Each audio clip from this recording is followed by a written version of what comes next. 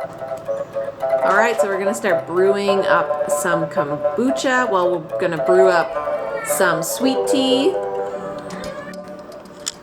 So I've got everything set up to get a sweet tea brewed to add into my SCOBY and the original kombucha that I've set aside. So the things that you're gonna need to do up a sweet tea brew is like a large glass bowl. You don't want to do metal typically.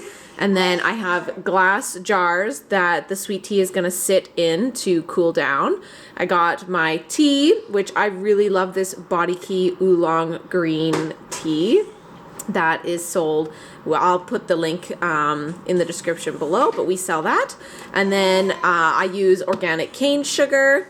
And to do a double batch, so I'm going to do 2 of these. So I'll have 2 brewers going. I do 8 cups of water that I'm going to boil with the tea. And then I'm going to add 2 cups of sugar to it. And then once that's a little cooler, I'm going to split this into these 2 jars, which I have marked out. They have 8 cups of water in them right now. So then I'm going to add basically 4 cups to it, to each of them, of the sweet tea. And that's your mixture. So once that cools down, I typically leave it overnight, and then I know that all of the tea is at the right temperature and it's ready to add in with our SCOBY. Right, Linkers? You ready to get started? And then, oh, and then you also, I use like a plastic spoon, and I have this one set aside that this is the stuff I use every time when I brew kombucha. So it's kind of designated as the kombucha brewing stuff. So yeah, let's get started. And I'll put in about 8 tea bags for this batch of stuff.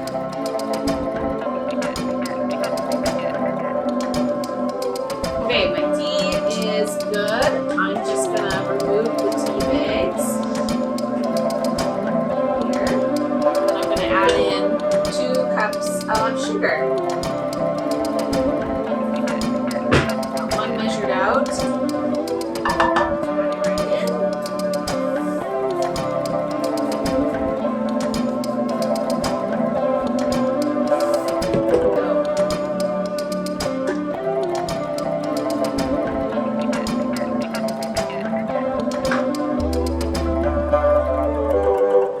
Wait till the sugar is dissolved in, and then I'll probably turn the heat off and let this sit for a little bit, and then hopefully I don't forget about it, and then I'll pour it in to the jars.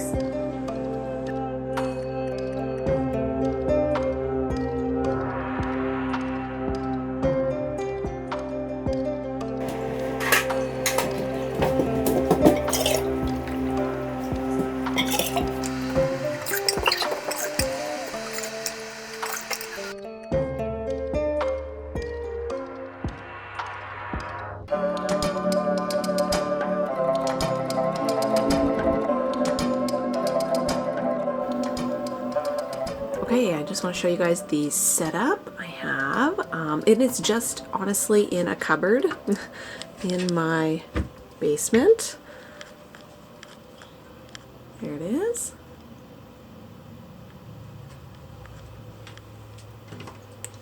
And I keep it in a cupboard because kombucha cannot be exposed to direct sunlight.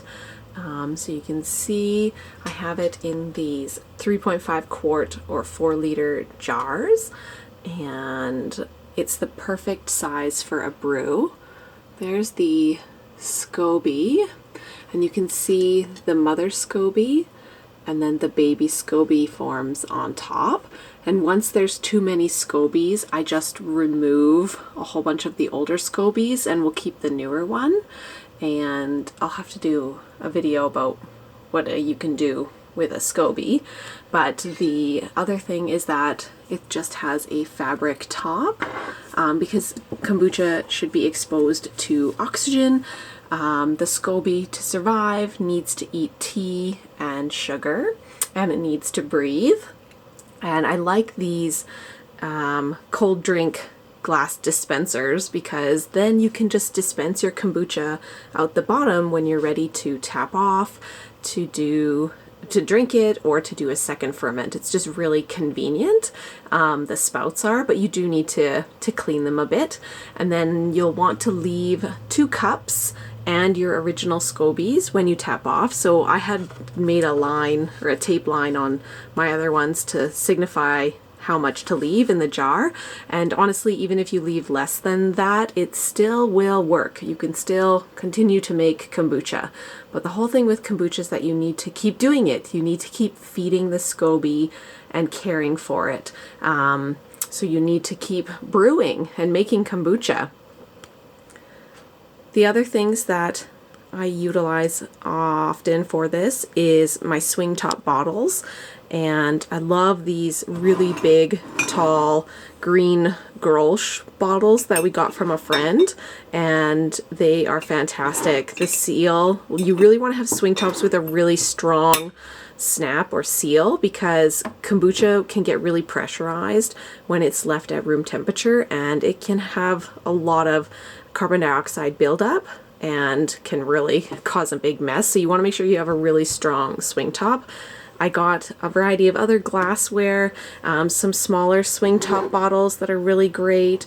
I got these swing tops from IKEA, and the seal isn't like especially tight, so they're not my favorite, just because you can hear it even. The snap just isn't as strong. And then these ones I think I got from Earth's General Store, but I know you can order these swing tops anywhere, and like it's so stiff I can't even like close it with one hand. It takes 2 hands. So those ones I know, I'm not gonna have an explosion down in the basement, so those are super handy. And then I also utilize pH strips. Since I do a lot of brewing, I actually don't use pH strips as often, but when I was getting started I was pH testing a lot, so they were super handy. And we had bought an electronic one at one point because we were pH testing so often with new teas when we were trying to find the perfect mixture, that I had an electronic one. But I really still just love the old school. I don't know, it makes me feel very sciencey, nerdy to have old school pH paper. And kombucha will sit when it's ready to be consumed at around 2.5 to 3, so you can see a smudge because that's how much we use it. Right in between this 2 and 3, that's where you want, or like 2.5 and 3, these green ones. That's about where you want kombucha to sit at for consumption. So you can do it based on that or based on taste. The longer you let it sit, the more acidic or more vinegar it's gonna go, and the less you let it sit, the more basic it is. So that's kind of the pH portion of it. And I'm just gonna tap off this kombucha. It's been here since May 8th, so it's just over a week, and I find that's just about right for my brew cycle. I really like kombucha that's around a week or so. So typically you can go for about 7 to 10 days depending on the temperature that you keep your kombucha at. Oh, you got to keep your kombucha at a temperature of 20 to 28 degrees Celsius. Out of direct sunlight.